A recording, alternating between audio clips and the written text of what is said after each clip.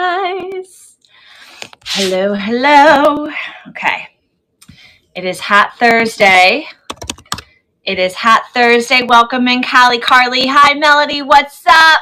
Steelbird, hello. So we're going to share this out so that everyone knows that we're live right now. And then we will welcome Debbie into the chat, and she's going to take it away. I will give a short intro. We do want to keep this to about 45 minutes so that we have an opportunity to go over any questions. So if you guys are live and you want to ask questions, I will make sure that we review them. And if you can't watch the entire time, there will be a replay. So welcome in, everybody. If you are here, let me know. That way we can get this algorithm going. Hi, Melinda. Hi, Shelly. Hi, Molly Malone. Okay, educational training has kicked off.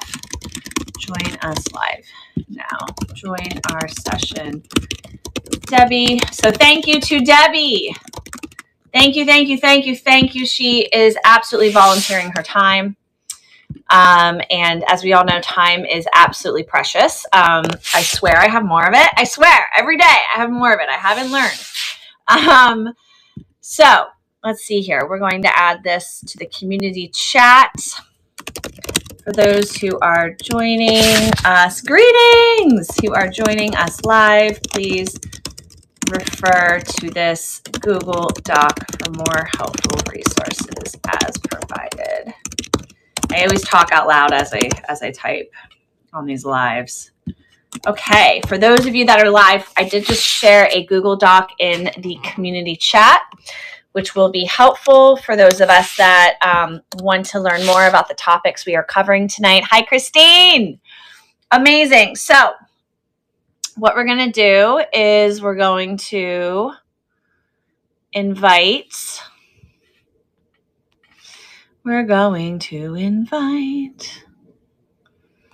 Okay, how do I do it? Shoot. Why do I forget? Oh, no. Oh, wait, yes, I click up here. Okay, we're inviting Debbie, and she should get a notification, and then she accepts it. And let's see, let's get her in here. Invite to co-host. Okay, great. If I have to do it again, I'll do it again. Then I went in because I got nervous, and then I'm like, wait, she didn't invite me yet. Did it show for you in the live, outside of the live? Outside of the live. When I was in the live, I noticed you said, oh, we have to invite Debbie. And I'm like, uh-oh, let me get out. And then it sent like a little blurb, and it said that you invited me as the co-host. And then I clicked it, and it brought me back in. Amazing. And this is what you do for Duo Live sales in the future. Yeah, you definitely can't be. I don't think you can be in there when you get invited. You have to be outside, and then you have to accept the invite, and then you can join as a co-host. I don't think you could be watching it. Yeah. Okay. Good to know. Awesome. So, guys, I'm going to briefly introduce Debbie, who's here. Everyone, give her a round of applause in the chat. Debbie, I love your hair, by the way. I'm so for the angular, short hair. You know what? As you get older, it's hard to grow it long, and it's hard to take care of it. So, Yep. But thank you. I appreciate that. Amazing. I mean, we always see your beautiful hands, but now we get to see your beautiful face. So, in, if you have not shopped Debbie, she's behind the Gypsy Warrior Artist Healer Dealer. And I'm sure she'll share a little bit more of the background behind that name briefly. And Debbie volunteered to lead tonight's educational session for a few reasons. You know, as a community, we're constantly learning together. No one's an expert. We're all here to help and support one another. I'm definitely not an expert. I'm learning all the time. And so we wanted to create these educational sessions so that buyers and sellers and collectors could be more informed. And so that, quite honestly, we're just having an open conversation around how to be better vintage jewelry sellers, so that this community as a whole can become a one-stop destination where customers trust us as sellers, trust the platform because of the integrity that we have maintained and established. And Debbie's going to talk to that a little bit more this evening. But the topics that she's covering specifically are how to identify Juliana, which is a very hot topic all the time. Um, some conversation around popular mid-century signed pieces, and she has some examples for us. Also, conversation around how do you do research? How do you know that something's authentic, and what do you do when you're not sure? And this is all based off of her years of experience and what she does. And then also we're going to cover, what's the last thing we're going to cover? Oh, Czech glass and German glass. And she has some really, really awesome information that I didn't even know when we had our sort of like pre chat about this session. So Debbie, I'm going to let you take it away just because I know we're going to have a lot of questions. I don't want us to be chatting forever, guys. So we'll hopefully wrap this with Q&A by like 6:50 EST. Have some time for Q&A. If you're watching, what you can do is you can tap Debbie. I think you can tap her beautiful face, and then she becomes the large screen and I become the small screen. I am just going to put myself on mute. I will be in the comments so that, if she says something, I might type it into the comments so that anyone who doesn't have the sound on can read it. And if you guys can't watch the whole time, we will have a replay. So Debbie, are you ready? Let's take it away. I guess I'm as ready as I'm going to be. So, yeah, my name here is Gypsy Warrior Artist Healer Dealer. And I chose that name because, in essence, I've been dealing with a multitude of autoimmune disorders for many years now, probably 15 years.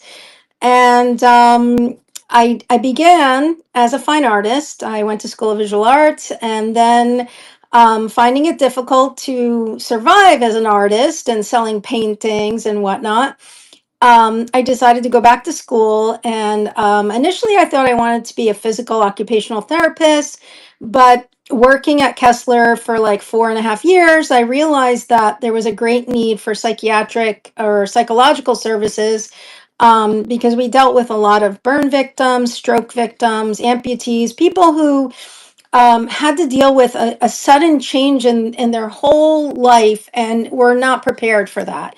And so then I did my master's in clinical psychology, and I worked for a crisis center. So that's the healer part. And then after about 10 years of doing that, working in crisis, the stress got to me, and I was diagnosed with various autoimmune disorders. One is like scleroderma, lupus, Raynaud's.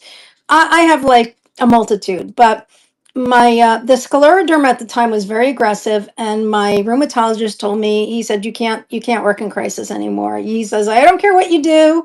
If you want to work, you continue to work, but you have to do something less stressful and something you enjoy.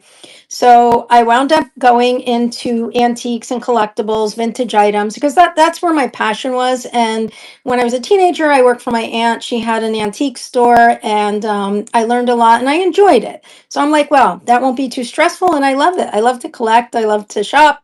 What's better than that?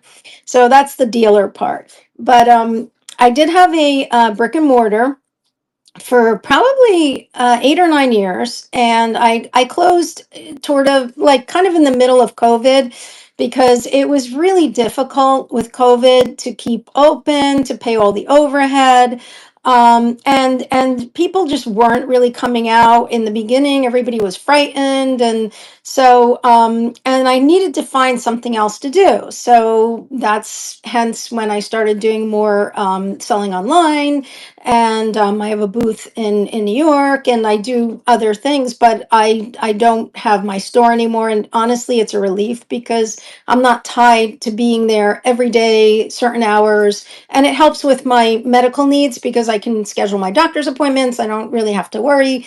I make my schedule work for me. So, with that said, I know we're on a time constraint and you've seen enough of my face here. So, I'm going to flip the camera, and we're going to look. I bought a book, which I think is wonderful for this. Unfortunately, a lot of my Juliana that I had, I sold because some of it I probably sold before I knew what it was, like early on when I first got my store. And then other pieces I just sold because people wanted it and I just couldn't find enough of it. And I'm not really a collector. So I sold it as I, found it. But I have this wonderful resource and I'm going to share it with you. So let me flip around here. So this is the book that I'm basing a lot of my information on, but I want to caution you because with Juliana, I think you have to be very careful in misidentifying pieces. Um, and the collector market, if you can confirm you have a Juliana piece, meaning it's a book piece, or you've brought it to experts and they confirm it's a Juliana based on their records or their body of knowledge. A lot of times, what I'm seeing, because I belong to a group on Facebook, is that hello, that a lot of the collectors have similar pieces, identical pieces, but a different color or something's just slightly different. And in that way, they're able, but because they've been handling these items for 20, 30 years and it's kind of their obsession, they'll know pretty much right away if you give them detailed photos if you have a genuine Juliana piece or not. And the reason that it becomes so difficult identifying Juliana is because it's never signed. And they only had paper tags for a brief time. So, with that being said, I'm going to kind of go through the history with you, and we'll just we'll walk through it together.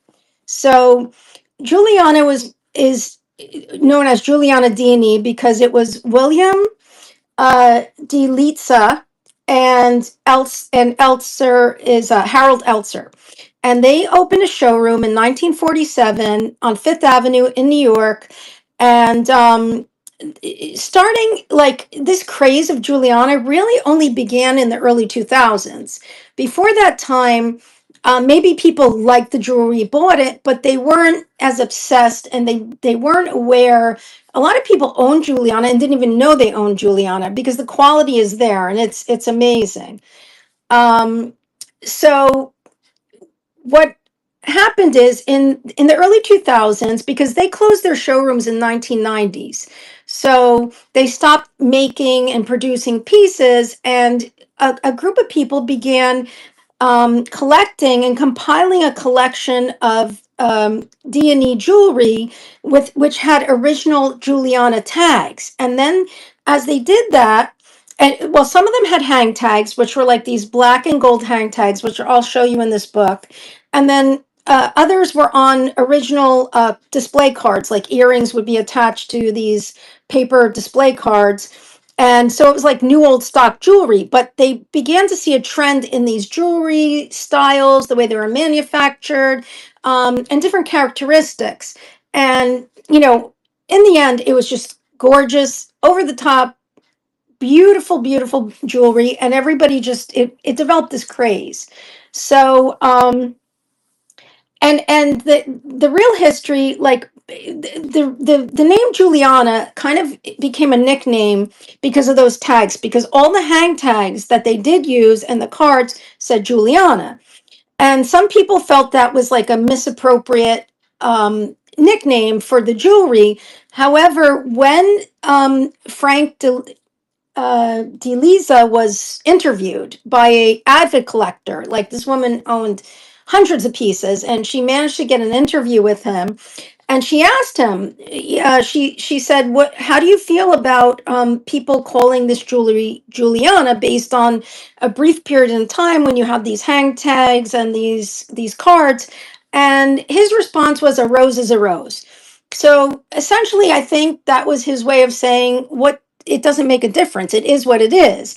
And he told her that the name Juliana, that was his mother's name. So it was Frank DeLisa's mother's name was Juliana. So that brief period of time when they put those tags and the cards, maybe it was in honor of her.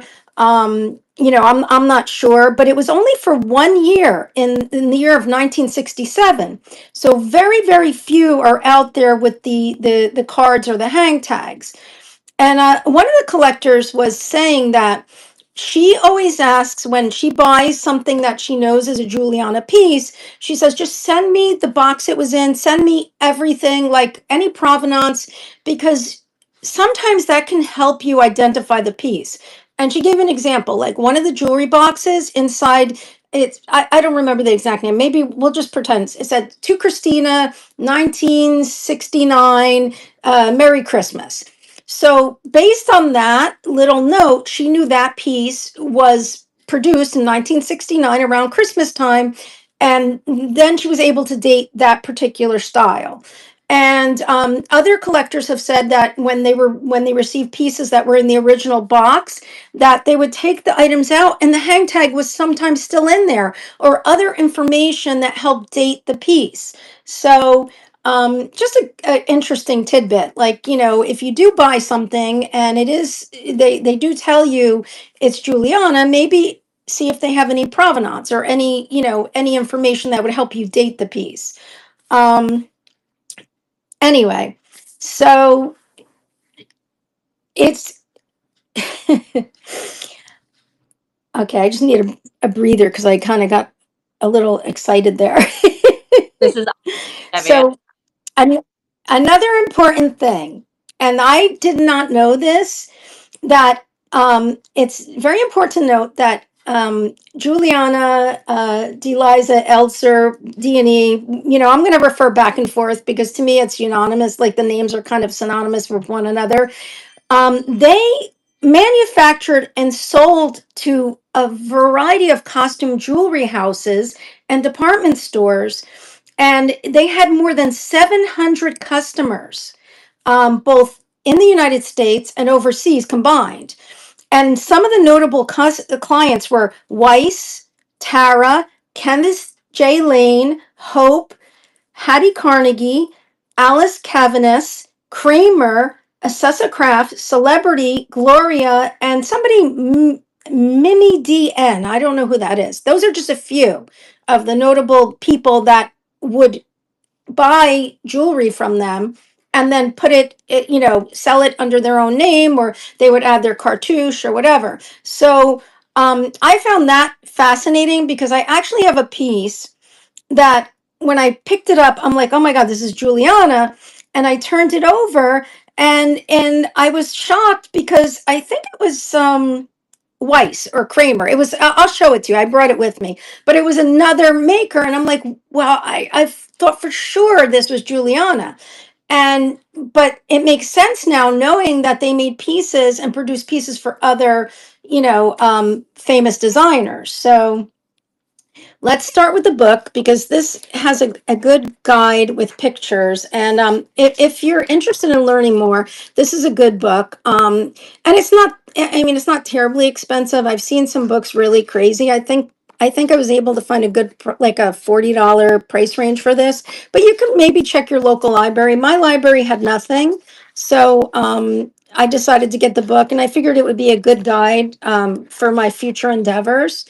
Um, so this book was made by Katerina Musetti, and she's a big collector of Juliana.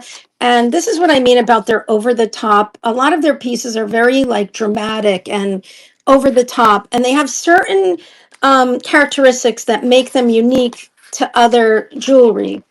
And you can see that here in the stones that they use.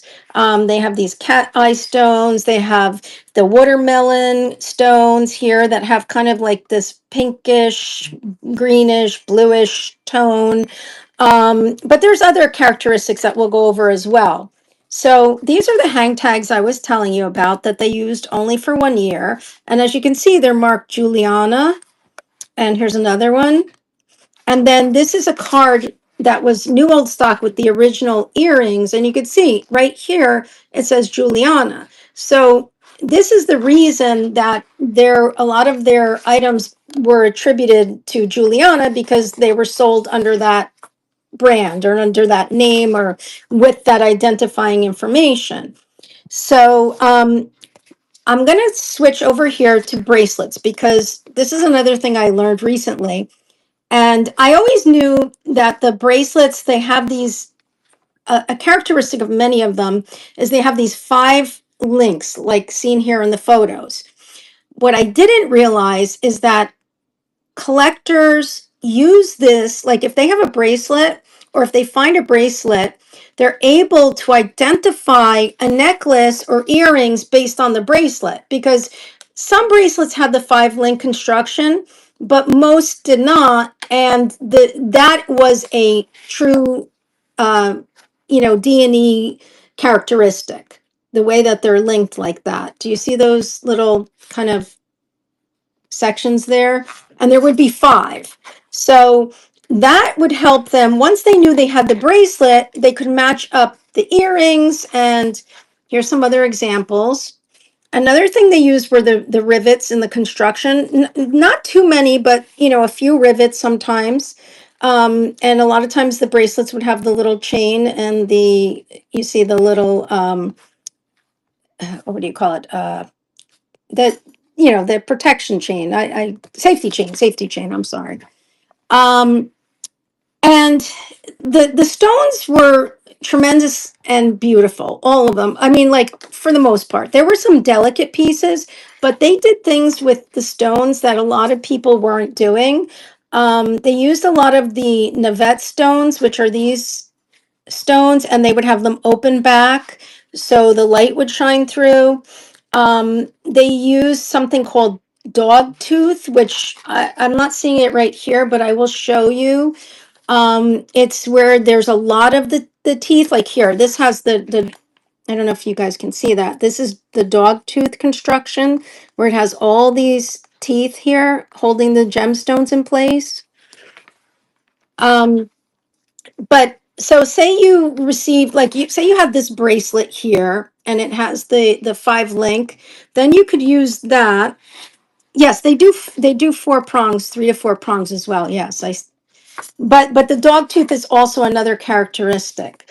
And then with their clamper bracelets, a lot they had either the center spring here, or sometimes it was on the side. But we'll look at that again in a minute. I just want to make sure I'm not missing anything that's really important. Um, let's see. I took a few notes because I wanted to make sure I didn't skip over things. And they also did cameos, like the intaglio cameos here. And now you can see the different examples of bracelets. So you see how this one has the side hinge. Some of them had the side, and then some others, I'll show you up here. That's another side hinge. But do you see how it has the filigree, the delicate filigree on those? Can you look at those? Yes, we can look at the cameos. So this is what the cameo, the bracelets in this book look like. Now you have to realize this book has many examples, which makes it a good tool in identifying. However, I also encourage anybody who's serious about Juliana should join a Facebook group. I recently joined a group and I love it. And all of these, references will be linked. Samantha has them, but it's a book group. It's Juliana book group, but it's not limited to one book. It's based on a lot of books and a lot of collectors and a lot of experts. And what you can do with that group is, say you have a piece, and I plan on doing it, I just haven't gotten around to it, but say you have a piece that may be Juliana, but you don't want to sell it as Juliana without knowing 100%. And that's what I would encourage a seller. Make sure if you're selling something and if it doesn't have that hang tag and you can't say for certain that that it's a Juliana piece, I would say it has attributes, and then describe the attributes, like it has the figure 8 puddling, or it has the sawtooth, prongs, or it has, it just don't, if you're not sure, maybe go on a group and take a picture and submit it, because it's free, and they will let you know if, in their opinion, and it's not just one person. You'll see like 10, 20 people sometimes will respond. So it's not like you're relying on just one person. You have a bunch of experts who collect this as that's their interest, that's their passion. and they work together in identifying pieces, and they enjoy doing that because sometimes they'll find pieces that weren't cataloged. So they'll get pieces that they didn't even know were out there, but they'll be able to confirm the identity based on all the characteristics.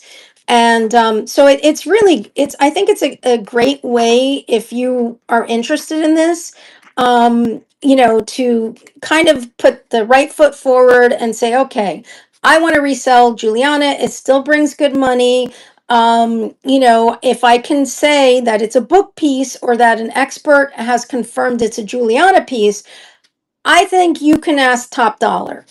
If you don't know for sure, then I would be more hesitant and I would just say it has attributes of Juliana and just list the attributes. I would never want to say it was and then have to backpedal. And there was something that was posted recently where somebody bought a piece online and they thought it was a Juliana, and they brought it to this group of experts, on the group I belong to. They took pictures front, back. They always want to see the front, the back, kind of like the way we post jewelry here at Vintage Jewelry Addicts, because you can tell a lot from the construction of a piece. The front gives you some information, the back probably gives you twice as much. So and they told the person that that piece was not a Juliana. They suspected and they named people that they thought it could be attributed to, but it was no means a Juliana. They were definite on that. And they encouraged the buyer to request a return and say that it was misidentified, and also to make a case. So, um, in hindsight, I know that I really am careful with my selling reputation online because I don't, a lot of times I don't know things, but I'm clear with a buyer. If I don't know something, I'll say, I really don't know. I try not to pretend I know something I don't know, because in the end, it's going to come back and bite you. And you don't want your rating to go down. You don't want an irate buyer to say, "Oh, they sold me something and it was a lie, it was fake, or whatever." It's so much better just to do a little more research and confirm, so you know what you're talking about. And I'm not going to say accidents don't happen, and I'm sure maybe that person truly thought that's what they had. And I think maybe part of the responsibility maybe is in this Google search now, because I have a lot of pieces and I've Google searched some of them and they come up as makers and they're clearly not that maker, but somebody thought it was, and they'll post it as being attributed to that maker, and then the person sells it as attributed to that maker, and it turns out it's somebody completely different. So it's a good place to start to get ideas, because if you see 10 of them and 9 of them say it's a Juliana, you probably have a Juliana. But if you see 10 of them, one says or two say they're Julianas and the other 8 attribute it to somebody else or something else, then you know what? You better do some research, because maybe somebody thought that's what they had. Maybe they were misguided by a picture or an image on Google search and thought, okay, yeah, this is what it is. And I can see like novice sellers doing that. It's becoming very common that if there's a market to make money and you can work from home, a lot of people are jumping on that boat. And I've seen men buying jewelry. I've seen kids buying jewelry. I've seen like all kinds of people buying to resell because they know it could be profitable. They're not all experts. They don't all have a lot of, knowledge. And if they see something, and I don't know how many of you have seen this, but if you go to like an estate sale or a thrift shop, and the people are always with their phone taking pictures, because they want to see what can I make by reselling this, And yeah, sometimes you get lucky and you find a diamond in the rough. Sometimes you might just go on instinct and buy something and you get lucky. And then other times you might buy something because somebody said, oh, they have it posted on eBay for $200, but it's only really worth $20, So you kind of have to use different resources so you can be a better seller, a better buyer, a better collector. So that was pretty much my point with that. But this is another thing that they do here with their bracelets. They have these kind of clasps But you see, it's very open work here. I'm trying to read. I know somebody wrote something. Yeah, no, it is a nightmare because a lot of people Google lens things and they think everything's worth a fortune. And there's a place near my home too. It's like a charity shop. And they everything that comes in, they Google lens it, and then they put these high prices and it just sits because people are like, that's ridiculous, you know? But unfortunately it's become a trend. So here we have a beautiful example of Juliana necklace with the original hang tag.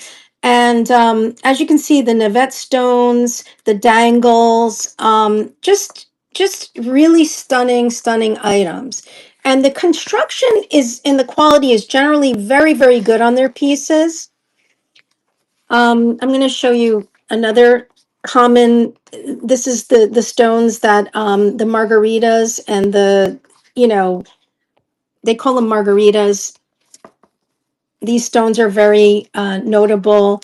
Then we have these over here. You can see like it's just this jewelry just really stands out. But because they layered a lot of their pieces like this, and they were not just flat, like you'd have a layer of stones and another layer. Sometimes there would be a supporting structure on the underside.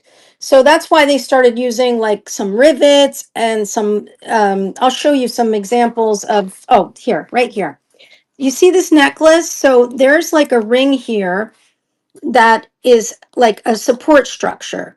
And that's also why they did what they call the figure eight puddling to support the stones. So they didn't, and I'll see if I can find an example of that. But you can see how layered it is. Do you see how you have like kind of a three-dimensional effect because they would layer one on top of the other, and they wanted the quality was there, and they wanted it to last, and so they ensured by bracing things, like I said, with the 5 links. That's kind of a support structure.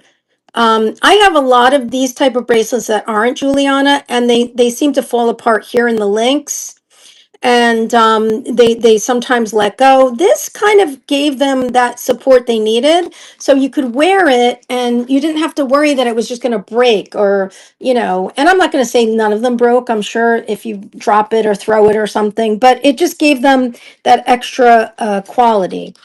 And let's just see what else I can show you here. Okay, so let's go to brooches. Well, I'll just say one more thing. A lot of their necklaces have this, I think they call this a fish hook. So, and you see how they have the rhinestone at the bottom? So that was a common clasp for a lot of their necklaces. And this one again has that ring for support. And you see the extra soldering here. So, the next element we'll talk about, and you can see it here too on this brooch, there's that ring. And I honestly don't think I've ever had any brooches with that, but I know to look for it now because it's very consistent with their items. And they also do a lot of these open back stones. You see that? Not all, but a lot of them have the open back, which helps the light come through so you can really get an appreciation of the stones. So there's a couple of the brooches, and we'll go over the construction of them. Oops, sorry.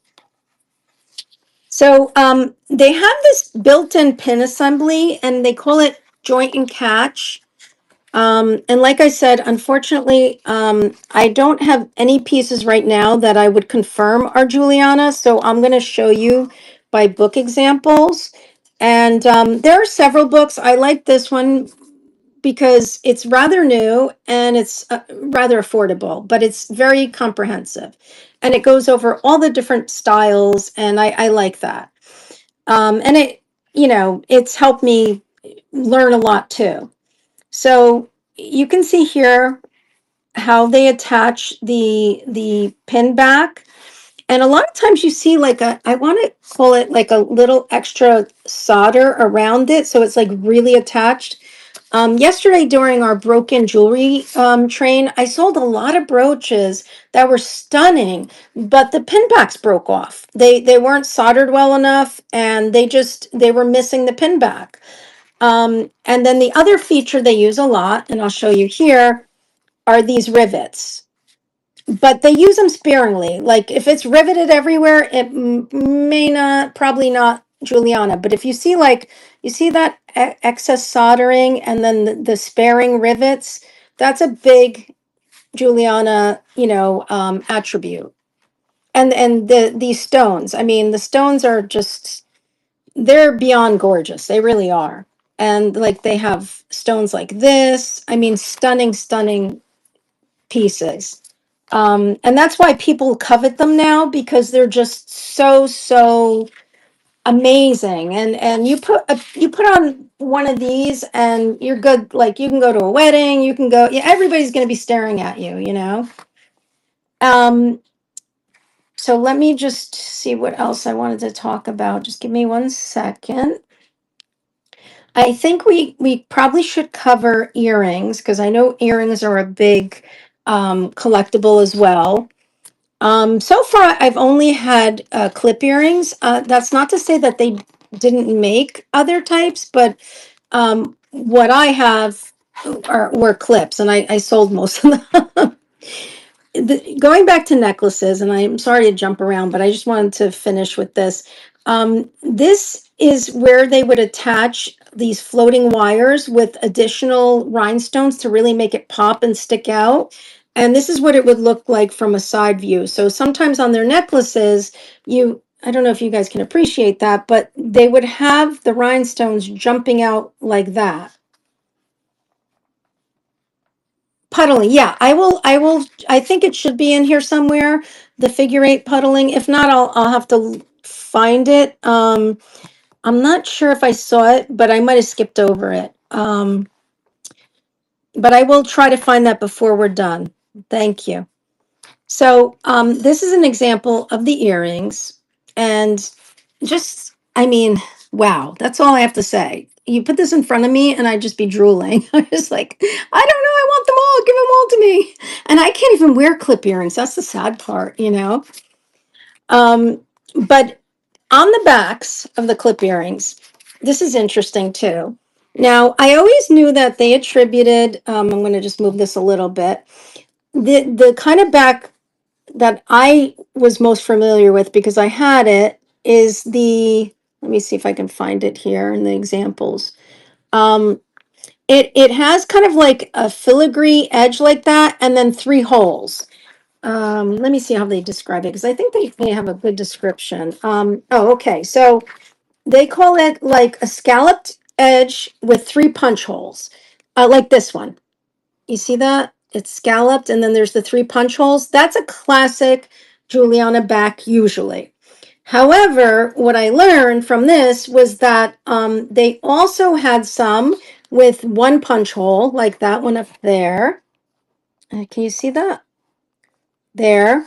And they also had some with 2 punch holes. And I don't know if they feature any in this picture, but they're out there. So just so you don't get, if you really think you have a piece, it may still be Juliana. It may just have a different back.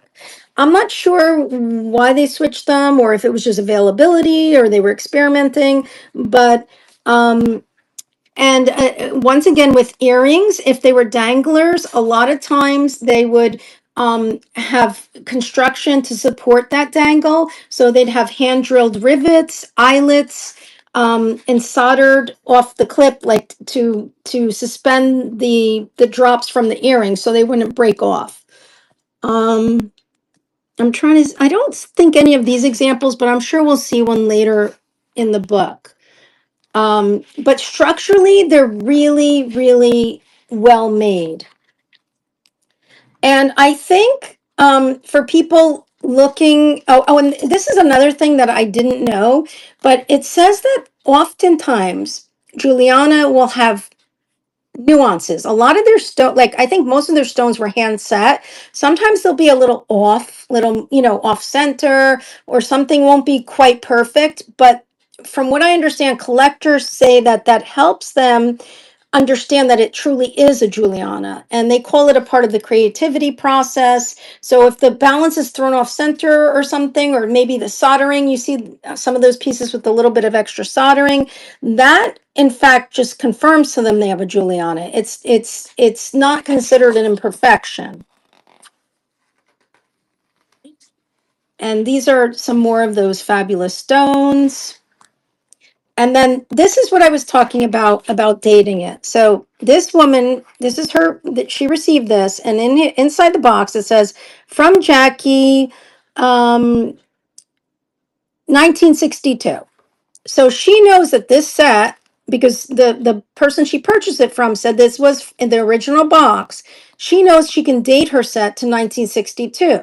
Now if it was taken out of the box and just shipped to her, she'd have a lot more work in trying to identify it. So that's why it's important sometimes, if there is any provenance, if the owner has a picture wearing it, or they can help you date it, that's oftentimes a very good guide. And I realize we're kind of running through time here, and I wanted to show you some other things. So let me see if I'll just flip through to show you the watermelon stones. I mean, oh my God, just so gorgeous.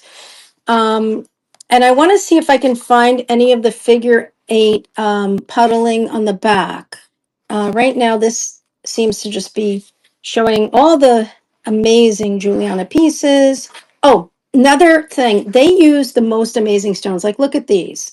They're very unique. You see how they have the flowers in them? The deep cut etched flowers with the gold. Very unusual. Most, I mean, that probably is one of those characteristics that really help you. You can see it again here in this piece.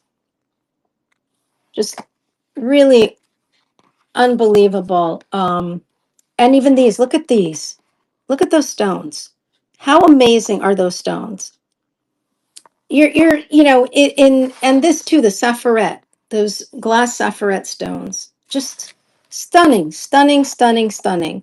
And this is why people have become so obsessed with it, because it's just, it's so incredible. The construction, the artistry, the quality. And even though I don't know if it's commanding the prices that it was, it's still command, you know, these D&E pieces, these Juliana pieces still command quite a bit of money. And if you can verify that it's a known or an expert piece, like where they say, yes, it's definitely Juliana, I have it in this color or whatever. Like I said, you can easily ask a lot more money. Now, this book I think is from 2023. And they're saying that the estimate on this set here is between 1,850 to 2,250 for this set, this bracelet, necklace, earrings, and the complete set and the brooch. So you can imagine, this is probably part of the reason that so many people are looking for it, because it's just, if you have the right piece, this set here, they're saying it's worth like between $275 and $350 if you have the brooch and the earrings. And if you have this piece, even if it's in a different color, but it's the same exact construction, you can pretty much say, yes, I have a Juliana book piece. If you want to be extra sure, you can check with the experts on a, you know, on a group, and I'm sure they'll weigh in. I'm gonna try to, and here's some more bracelets. I want to see if they have the, here we go with the cameos. Look at this. Look at this cameo. If you're a cameo lover, unbelievable. The roses.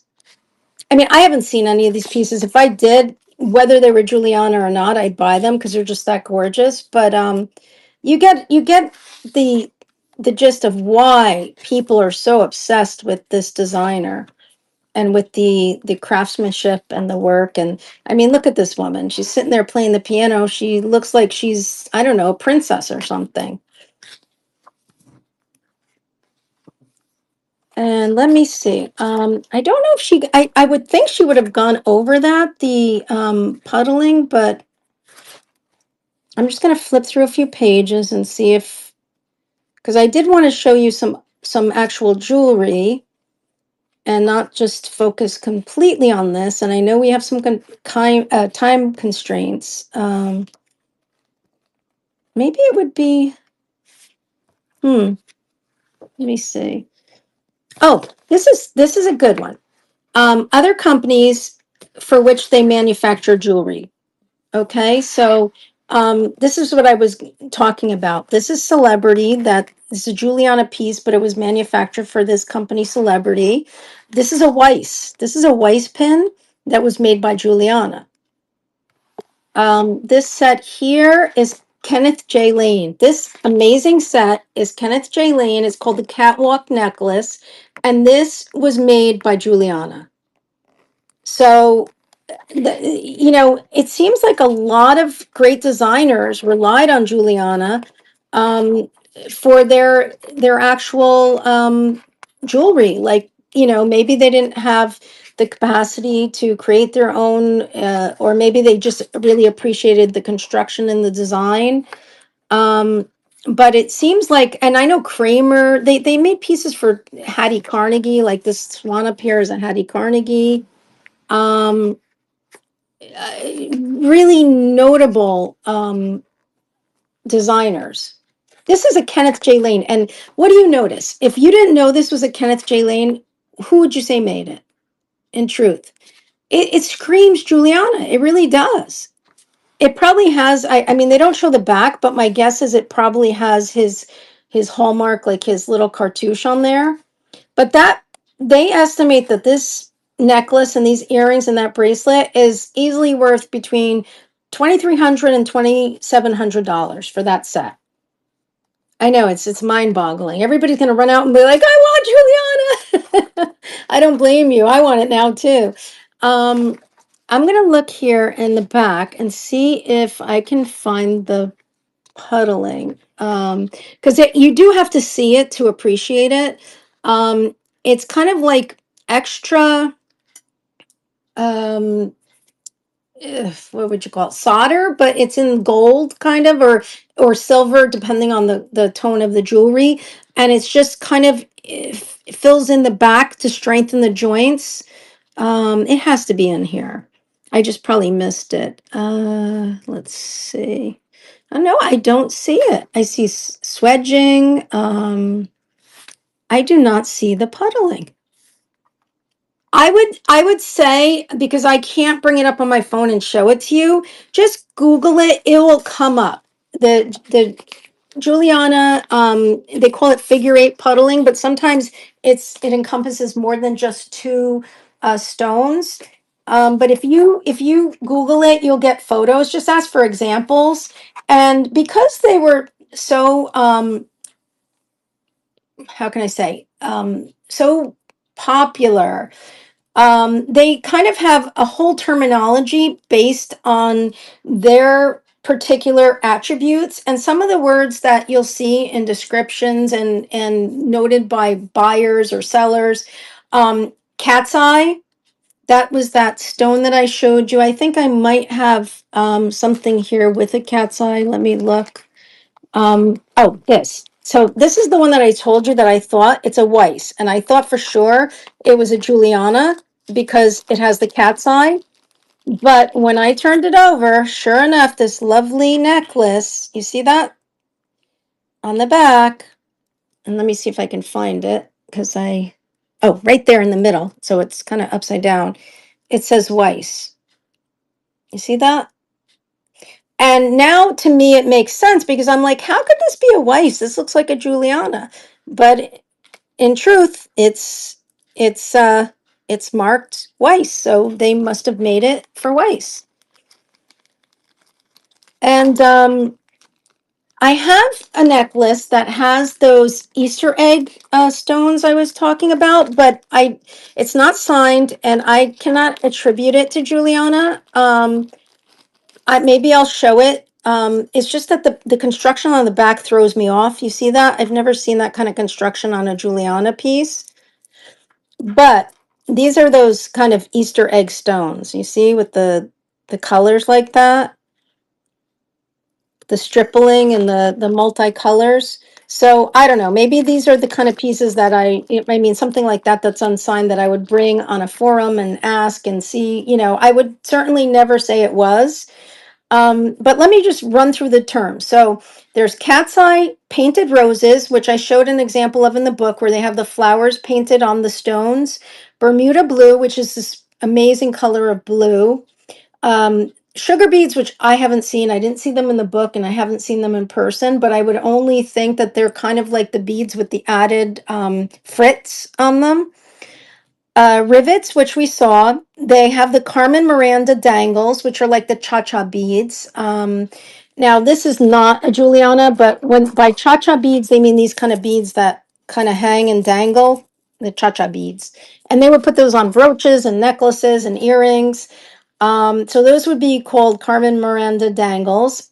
Etched flowers, tiger stripes, which I think we saw on some of the stones where they look kind of like tiger stripes in the stones. And then the Easter egg stones, which was like this.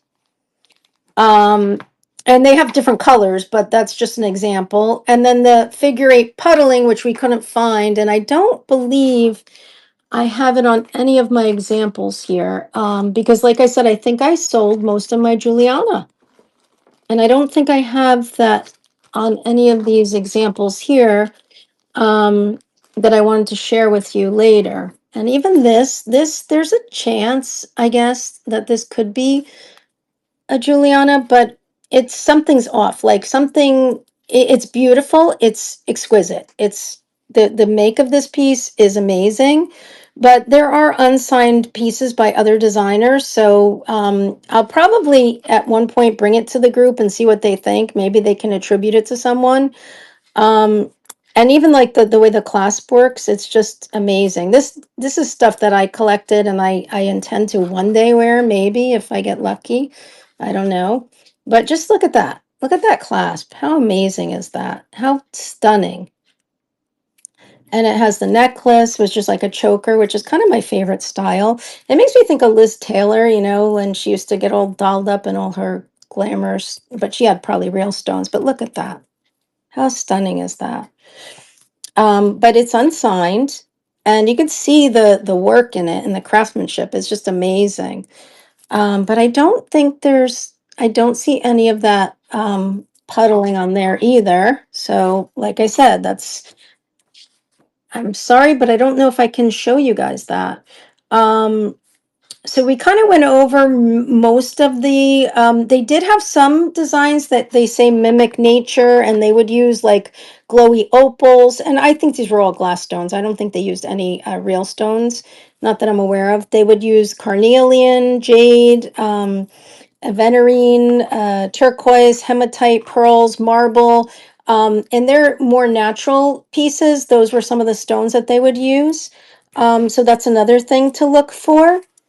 And additionally, the pieces, and this is important to note, that the pieces that they made between 1947 and 1953 did not have any aurora borealis crystals, and you guys probably are aware because they didn't exist yet. In 1953, they were kind of became invented and mainstream, so that's when they started being featured, and Juliana took them and they ran with them. But before that, the pieces would not have any of that, like, or aurora borealis crystal. So don't overlook that, because just because it doesn't have it doesn't necessarily mean it's not a Juliana piece. And lastly, they closed their doors in the 1990s, which I mentioned, but the son of what was his name? Was he William? I think it was William was, yeah, it was William's son. And meaning William, oh gosh, my brain, I'm having a brain, I don't want to say what, my brain is like melted. William DeLisa's son, his name was Frank. And they say, and I don't know, this book was written in 2023, so I'm thinking it should be accurate, that he still produces replicas from some of the old designs. And additionally, they said he's known to assist collectors in identifying pieces because he has the original books, the original design books from the company. And so he can go back into their design books, and if somebody has a question about a particular item, he can confirm whether they did or did not make that item. So that's pretty fascinating too.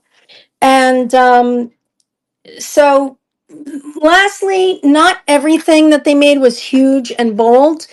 They did do some delicate pieces as well. So if you think it has the characteristics, even though it's kind of dainty or whatever, I would say hold on to it and see, do a little more investigation. And I really encourage people to join up to like a group or maybe more than one group and see if you want to get somebody, their opinion.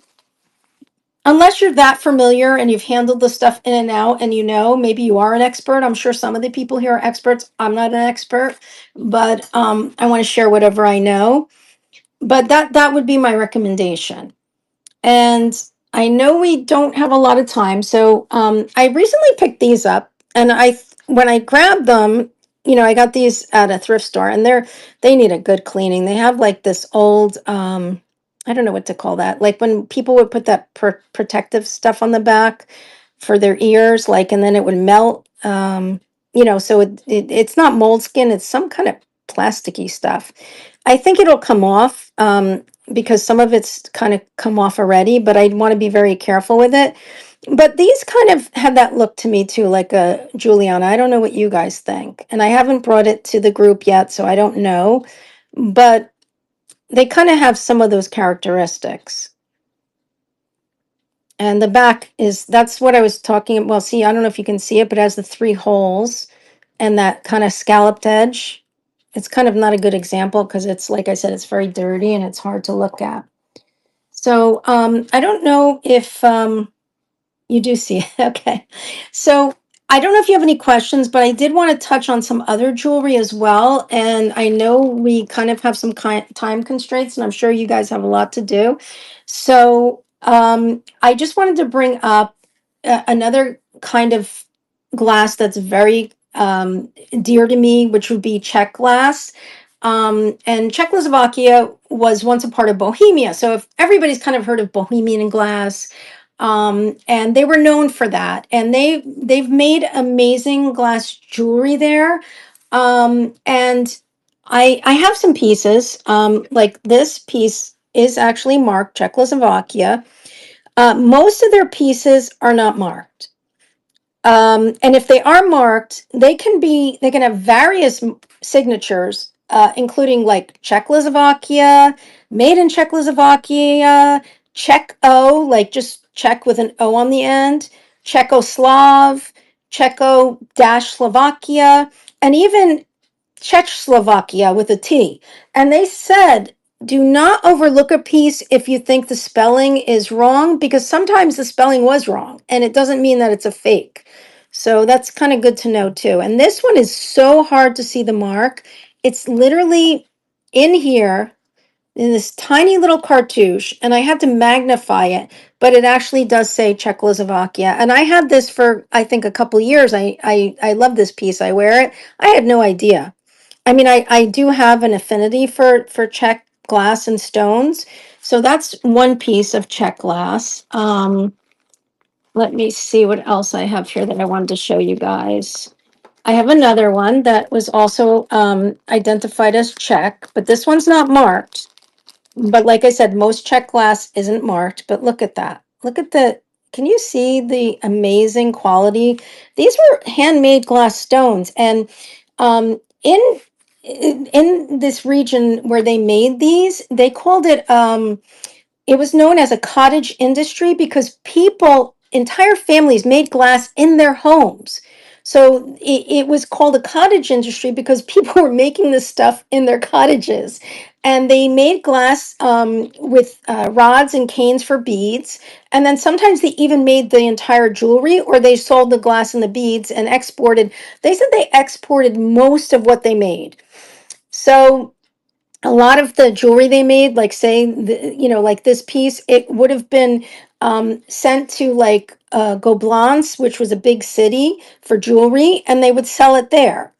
So even though it was made, in the other region, um, this kind of stuff was what they were selling. It was really, really desirable and hot in the like 20s, 30s, 40s. In fact, they say that most of that Czech jewelry now is not there. It's in the US, Australia, like it's all over. It's just not in Czechoslovakia anymore. And I'll just show you some of the beads too. These are Czech beads, and they're some of the notable qualities were the straight lines, the cuts, and sometimes you'll see that some of them, I don't know if it's on the, oh, see, you see that the chip in the glass? I don't know if you could see that. But these beads were all hand cut. Now this could have happened later, or it could have maybe even been that way from production. But just the quality of these beads is just, it's stunning. And I have another necklace here as well. I mean, just beautiful, beautiful, beautiful beads. And the next thing I wanted to talk about is that in this area in Goblance and stuff, which was a big region for jewelry, there were these brothers, and they were the Niger brothers. Has anybody heard of them? Does anybody know of their jewelry? I'm not sure if anybody here is familiar. Yes, yes. Okay, great. So they were brothers, Max and Norbert, and they were of Jewish descent, and they were renowned for their incredible designs and their jewelry making techniques because it was just so unique and so off the charts and so like worldly, and they lived from 1905 1930s. They were like a sensation during the Art Deco era because of their beads. They used all Czech beads. They were in Bohemia.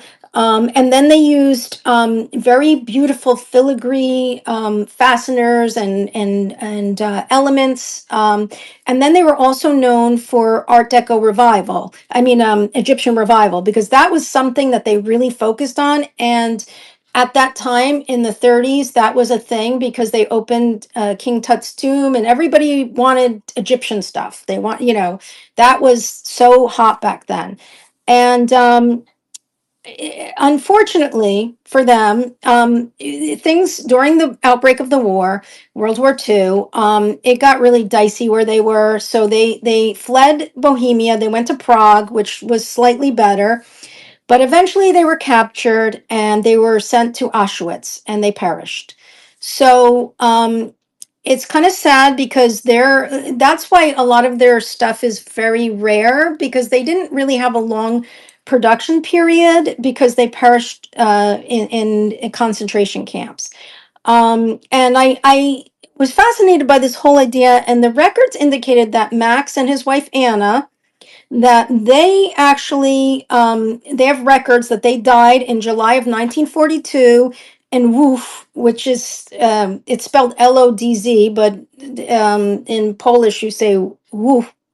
I don't know.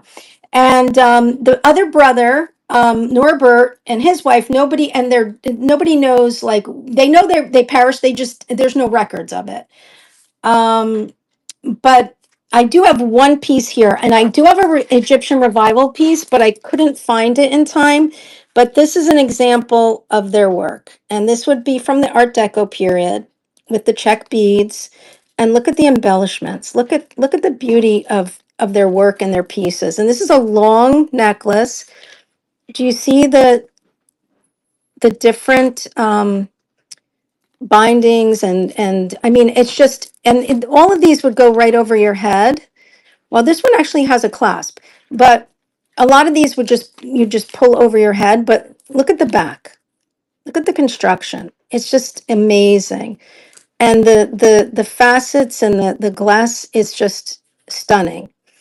And so even though they perished, they live on because their jewelry is coveted and it remains relevant. Even to this day, people collect it. They look for it, they wear it. So it's kind of sad, but at least a part of them lives on. And the other thing I wanted to mention, because it was just a theory, and I heard somebody mention it, and I looked it up, and sure enough, the theory was that after World War II or during World War II, a lot of the German Czechs, they fled to Germany and settled in an area called New Goblance. So like Gobelins was where they originally made all the glass in Bohemia. So this area called New Gobelins, after the war, because during the war there was no time to make beads and to do glass, and it wasn't considered significant or important, and people certainly weren't looking to buy jewelry and stuff like that. But after the war, they began to rebuild the glass production techniques and created glass beads that they featured in jewelry. And these are the pieces we're finding today that are signed Germany and West Germany, which I thought was fascinating, because sometimes I'll pick up a piece and it'll say West Germany, and I'll be like, oh my God, that's Czech. But no, it isn't. It's West Germany. So there is a theory that there is some association between the two, the glass making techniques. And they did say a lot of the Germany, West Germany pieces were more somber in color, but the actual quality of the glass, and there's something that remains of the original, makers, and like I said, it was families that made it, so the descendants probably continued in the glassmaking technique. So it's something to look into. I can't say 100%, but there is a theory out there, and sure enough, when I did a little research, it came up. And I know we're running a little late, so I just want to show you some other designers that are mid-century that I think are very relevant and very worthy to look for. If you're out there, I mean, I knew this was a beautiful piece, but I had no idea the value of it. So I picked this up recently, and it's pretty, right? I mean, lovely brooch. And when I was scanning it and researching it, I saw that there was a mark there and it says Jomaz, Jomaz. So I don't know how many of you are familiar with Jomaz, but their jewelry really brings a nice market value. If you get a nice piece in good quality, they sell for hundreds of dollars sometimes. So just important to note that this is a mid-century designer that I hadn't heard of till recently. But now, believe me, if I find any, I'm going to be running and buying it all up. There's some other pieces that I can share with you quickly. I think this might be a signed piece too. Oh, another good maker, mid-century maker. Um, yes. Thank you, Diana. See, Diana said Joe Maz is Joseph Mazer, and he's one of the Mazer brothers. Yes. Another beautiful piece. Look at this, Regency. Regency always has stunners. I mean, fabulous. Look at that. Just a fabulous piece. And I think I might have another piece of Regency. Oh yeah, I have another one here to show you. These are pieces from my collection. I don't collect a lot, but some of them I just couldn't part with because I fall in love, and then I'm like, oh, one day I'm going to wear that. I wish I had daughters. I have sons. What can I tell you? This is another Regency piece. Look at that. So if you're out there and you're looking, I mean, honestly, I always buy what I love. And I think that's an important thing to take away. It's marked over here. Is if you love a piece, buy it. But also be aware that there are a lot of fakes out there. The market, unfortunately, supports the fact that places like Timu and China and all these places, they're making reproductions, and the quality's not there. But in a picture, you can't feel or see the quality. This is another art. This is art by Arthur Pepper, I believe. Look at this. How beautiful is that? Stunning, right? So, keep an eye out for these pieces, because, a lot of these pieces could be just as desirable as Juliana, or maybe, in some cases even more. This piece is something. Give me 1 second. I didn't mark it and I can't remember. Oh, so this one is one of those ones that is marked Czechoslovak. It says Czecho and then Slovak, but it's a Czech piece, but the marking is one of those bizarre, hyphenated names. Okay. And oh, I know we have to end soon. So I'm sorry, Sam. I'm going to try to finish it up with one or two last things. You see this unsigned, beautiful piece. Unfortunately, I don't see any.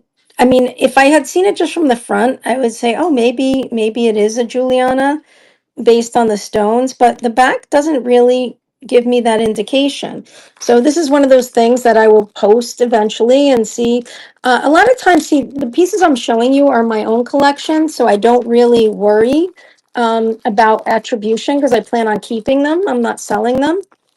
Um, please look for this brand. This is Boucher. Now, tell me these are not the most amazing clip earrings. How gorgeous. And I'll show you their mark. It should be back here. I'm sorry, I gotta take off my glasses because I can't see that well. Okay, so here is a, that's like their patent mark, but inside, right here, you can see, oh, I have it upside down, the Bouchard mark right there. Tell me these are not like unbelievable. And their quality is, it's amazing. Highly collectible. And I think this is another example of check. This one's marked check with these lovely stones here. And what is this one? This is a Lisner, but everybody seems to be aware of Lisner. That's not really that. Oh, this is another Regency. Check this one out. And this is why a lot of times I tell people, look for Regency. Gorgeous. Gorgeous.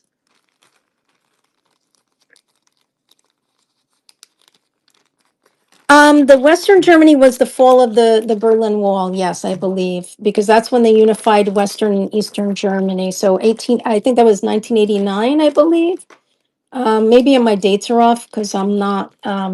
I have to show you one last piece before we go. Well, maybe two. I'm sorry, Sam. I know I'm keeping you because this is another maker I feel like people should be on the lookout for.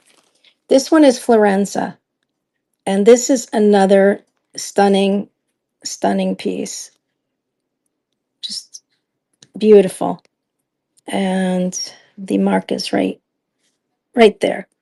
And they make all kinds of things, a lot of cameos too. So keep an eye out for them. And what else did I bring here? Oh, Schrager. Has anybody heard of Schrager? Yeah. Don't sell your Florenza for $5. This is a Schrager piece. Look at that. Not a very well-known, but very good quality brand. And I'm learning every day. I'm finding brands that I never knew. And this is a piece that I want to show to my group to see if there's possible, that it could possibly be a Juliana. It has the matching earrings, but I don't see the puddling to show you on that. And then I'm going to show you the piece that rocked my world, and you're not going to believe it. Oh, sorry. Well, it happens. I sell a lot of stuff under value. I don't know if anybody knows what this is, but this is a very valuable Trifari clip. And it's not marked Trifari, but it is a book piece, and I found it. And it would have been one of a set, but even as it stands as a single, it's very valuable. And I looked up the patent and everything, and sure enough, this is a genuine Trifari fur clip. If you ever see these, just buy it because they're worth a lot of money. I wish I had the other. I only have one, but I'm happy with my single. Good to know. Keep it on your radar. And I think with that note, oh, I forgot one more beauty. Okay, I have to show you this. Look at this. I recently got this set from a friend, and this is another stunner. And this one here is a signer, and that's another brand that you want to be on the lookout for. They made amazing things. And this is the matching brooch. How lovely. Look at the detail. Look at the stones. Just elegant and gorgeous. So those are just a few. There are more. And I say your knowledge is your key. Educate yourself. KTF. You know what? I do have some earlier Kenneth J. Lane. What is KTF? It's I thought KTF. KTF. What are you talking about, Diana? KTF. Does anybody know what she means? Trafari. Oh yeah, Trafari. Yeah, this is the Trafari piece. I didn't bring a lot of Trafari because most people have Trafari on their radar, and there are some pieces of Trafari that are unparalleled, believe me.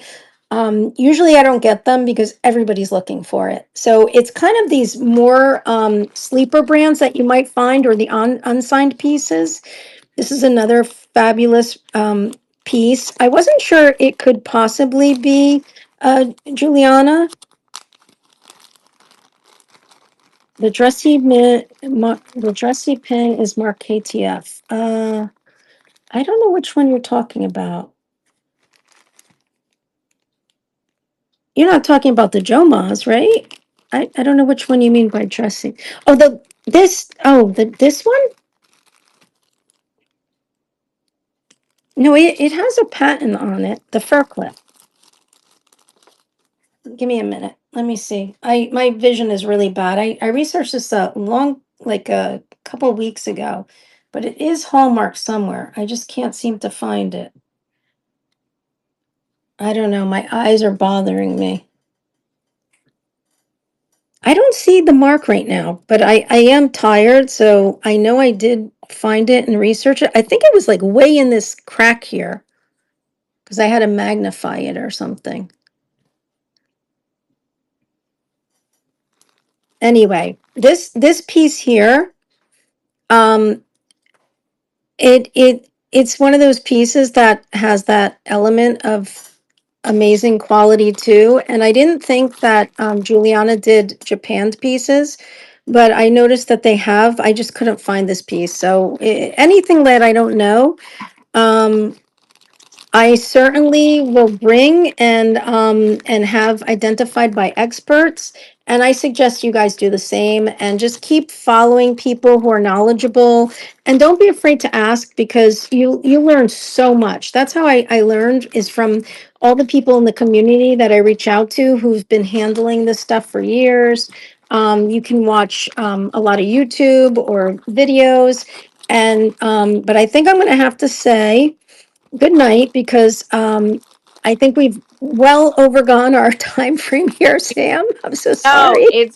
this was riveting. I mean, we had 20 people, it dipped to 17. We were all captivated. Really quickly, in case you think that you can lend some insights, the Vintage Nubian asked, why did designers sign some pieces and not all? Okay, so there's so many different answers to that question. Some designers just never signed, like Juliana was an example. They did paper tags. I've had pieces, like I have some pieces that were patent and you had to look them up by the patent, but you couldn't, they weren't signed. I've had other pieces that there were manufacturers such as Juliana who made blanks. So they would make beautiful, beautiful pieces, and then they would source them to other jewelry makers like Kenneth J. Lane or Kramer of New York, and then that person would put their cartouche on it. So I think there's a lot of blanks out there. So I think and in department stores, I think they would sell a lot of the unsigned pieces for a lesser price, and that's just my theory. So I think it's just there's no right answer. It's a multitude of different answers depending on the exact piece, on the time it was made, on who ran the company, on so many things. Because a lot of signatures, if you look, they change through time. So and Trafari is a perfect example. There's everybody says Crown Trafari. Everybody wants Crown Trafari because new modern Trafari doesn't have the crown. But if you the best thing is you go to a Hallmark database, and based on the exact hallmark they used, you should be able to get a pretty good estimate of the date. Now, if it's unsigned, then that's when you really have to do your research. And that's when I would rely on groups that are knowledgeable. And honestly, just today I was looking at the Juliana site that I sent you from the Facebook group, and somebody came and they didn't know they had 3 pins, and they said, "I have these 3 pins. I inherited them. I'm not sure if they're Juliana. They kind of have that feel to me, but I'm not sure. What do you think?" And the experts told them 2 are definitely Juliana.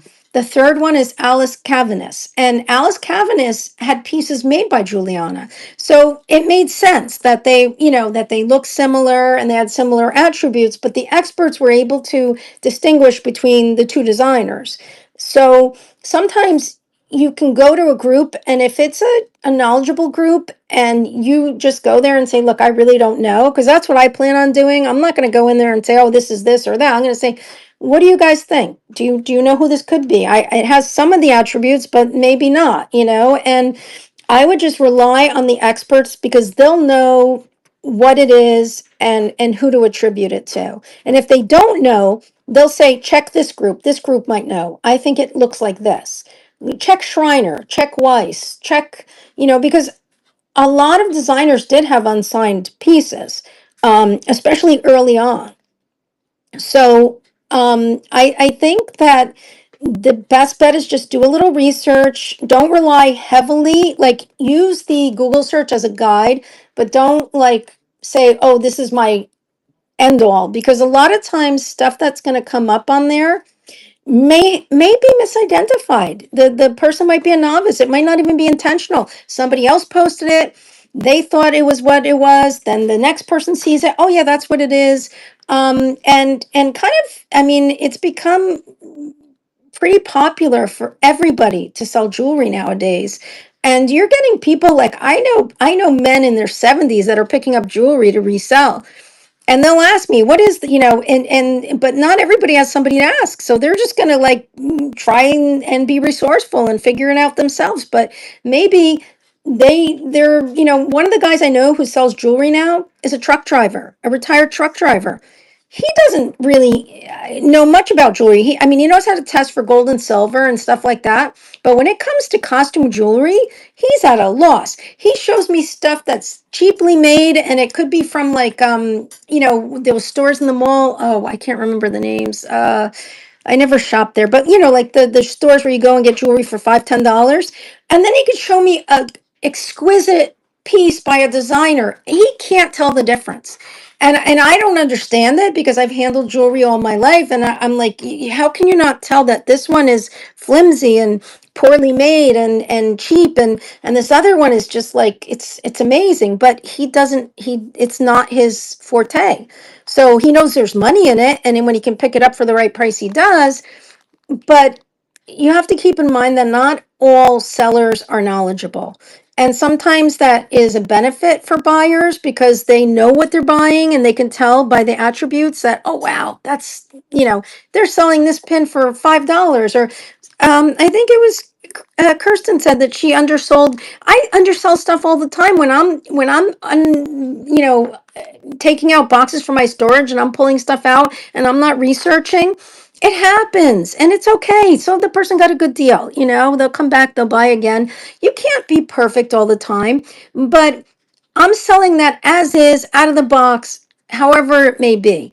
When I sell something and I say it's by a designer, that's when you need to do your research and make sure that you're selling what you're telling somebody you're selling. And that's the point. If you just want to pull stuff out and sell it for a very fair price, and buyer beware, the person buys it, they know you don't know what you have, and they could be happy with it. You know what I'm saying? But if you go and you say, "Oh, this is a beautiful Kramer New York piece," and it's not, well, then you got to worry, because then you're risking your reputation and the whatever community you represent, because it reflects on them too. So I just, Thank you, Deb. and I think that's where I'm at. I don't know if you have anything you want to contribute, but I think I'm out of air. You were in my words, a fast talking Yankee. Thank you so for bringing us New York, New Jersey, Debbie. Thank Debbie in the comments because she went over and beyond. And I just want to congratulate Debbie because someone purchased 3 items from you while you were speaking. No, are you kidding me? I had no idea. You made 3 sales. And so, again, guys, I didn't even have my store up, so I guess, I don't know. I don't know how that happened. But you know what? You pay it forward. That's wonderful. exactly. Thank you. Exactly. So, what I've actually done, guys, is put Debbie's marketplace link in the doc that I shared in our community chat, which has links to the books that she recommends, to the study group, to the websites that also Diana referenced in the chat. I also will post a great example of someone who has ID'd a Juliana piece. Her name is Nori Bryce, and she has ID'd it using one of the websites and a reference number. Her description is really thorough, so I will put that in our chat as well so that you guys can see that as an example. Because again, Absolutely. part of why we're doing this is like, okay, so if you know that it's Juliana, here's how you can explain in our description. Here's the type of photos, here's ways to create that trust with the buyer, because obviously we want you guys to get top dollar or as close to top dollar as possible. We will do another one of these sessions next month. It's been requested, how to clean jewelry. Oh, that's a good one. Oh, yeah. So looking for that expert. If anyone wants to come forward, please do. I will be live tomorrow morning for our Friday morning founders chat, all about our primetime live sales this weekend. Thank you so much to our buyers, sellers, and collectors for participating tonight. We appreciate you. And I'm going to see if there's any other questions. Maria, page 31, top right, is a picture that you can see the back of a brooch and has the 8 puddling. Oh, thank you. 31 of the book. Do we want to Oh, show and my book? Okay, let me see. super fast? Maria is amazing. Thank you, Maria. Maybe Maria has the same book. Sounds 30, like 31. Yeah. On the back. 31. I'm on 31. I don't see like the examples this is page 31. So maybe she has a different book. I like a different version. Yeah, because I don't see it here, not on my book. This is a newer version. I mean, this is from 2023, but I have to admit, this is the cover. Yes, I can show you the cover. Yeah. It's a great book, very reasonably priced, probably because it's a newer version. I think I got it for under $40. But I don't, on page 31, there's no puddling. So it might be in here somewhere. I could have missed it, but I didn't see it, unfortunately. And you kind of do have to see it, because if you don't see it, it's hard to understand, just based on description. But I'm looking through quickly, and I'm honestly, nothing's jumping out at me. And I'm surprised, because even in the index, it doesn't talk about it. So I'm not sure why. I don't know if this woman wasn't big on that, or, but if you Google it, because I did, just because I wanted to check it out myself, it's very clear. So, in essence, what you have is you have the brooch, and on the back where there's, how the stones are in these little circles, kind of in these little crimped settings. So on the back, those two will be like soldered together, and they call it a figure 8 because the two circles are kind of joined with soldering. I think you know what? Elsie found it. She found it on it looks like on Pinterest. Pinterest is great. Yeah. Pinterest is a great example. So, like I said, it's out there. It's easy to find. I didn't see it in this book. That's the only negative thing I can say about the book. But, there's so many sources, and if you don't have the money to buy the book, just join a group. And I learn a lot from groups. I'm a part of a bunch of different groups. I don't do a lot of Juliana, to be honest with you. I like it. I appreciate it, and I will buy it anytime I find it, but everybody's looking for it, so it makes it a little harder for me to find in the wild.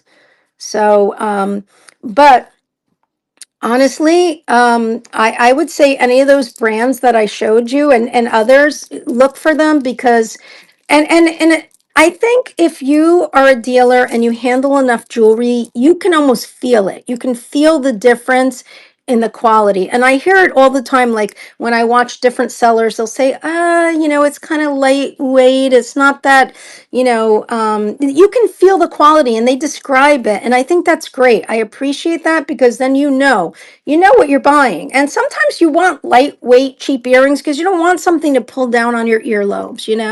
And sometimes I do buy that stuff because it's easy to wear and it's comfortable. But other times you want something that's going to last a long time. And you want that quality. Or if you're buying a gift, you want to give the quality of a lifetime. So um, I guess that's it. I'm done. I'm fried. This fast talking Jersey girl is done. Done. To go veg out, watch some TV, relax, get ready for her live sale tomorrow night. Thank Yes. thank you, Debbie, so much. Thank you. Bye, everyone. Have a great night. Everyone tomorrow morning for a founders chat. Bye. Bye.